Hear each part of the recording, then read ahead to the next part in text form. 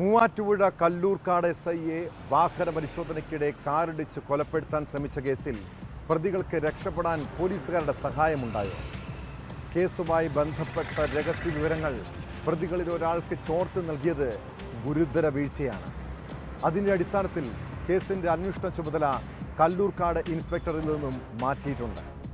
കുന്നത്തുനാട് SHOയുടെ മേൽനോട്ടത്തിലാകും ഇനി കേസ് അന്വേഷണം. അതിനിടെ സംഭവത്തിന് ശേഷം ഒളിവിലായിരുന്ന രണ്ടാം പ്രതിയെ പോലീസ് അറസ്റ്റ് ചെയ്തു. തൊടുപുഴ സ്വദേശി ആസിഫ് നിസാറിനെ കട്ടപ്പനയിൽ നിന്നാണ് പിടികൂടിയത്.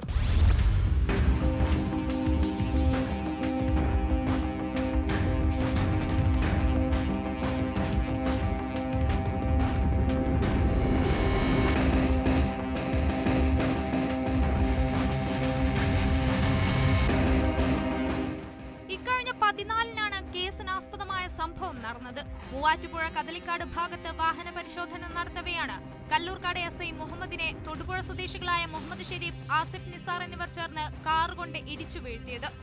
ആക്രമണത്തിൽ SIയുടെ കാലിനും കൈക്കും പരിക്കേറ്റിരുന്നു. ആക്രമണത്തിനു ശേഷം കാറുമായി തൊടുപുഴയ്ക്ക് കടന്ന പ്രതികൾക്ക് വേണ്ടി പോലീസ് വ്യാപക തെരച്ചിൽ നടത്തിയെങ്കിലും ഇവരെ പിടികൂടാനായിരുന്നില്ല.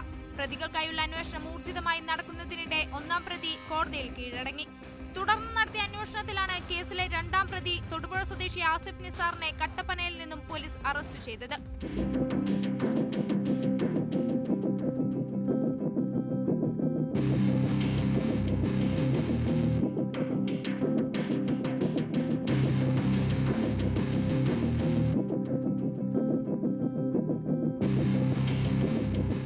കോടതിയിൽ ഹാജരാക്കിയ പ്രതിയെ റിമാൻഡ് ചെയ്തു.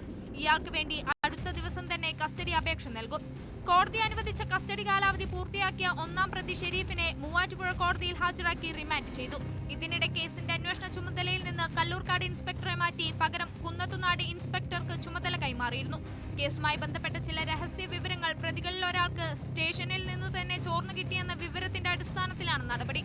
പ്രതികളെ രക്ഷപ്പെടാൻ സഹായിച്ചവരിൽ ഒരാൾ കല്ലൂർക്കാട് സ്റ്റേഷനിലെ ഉദ്യോഗസ്ഥന്റെ ബന്ധുവാണെന്നും ആരോപണമുണ്ട്.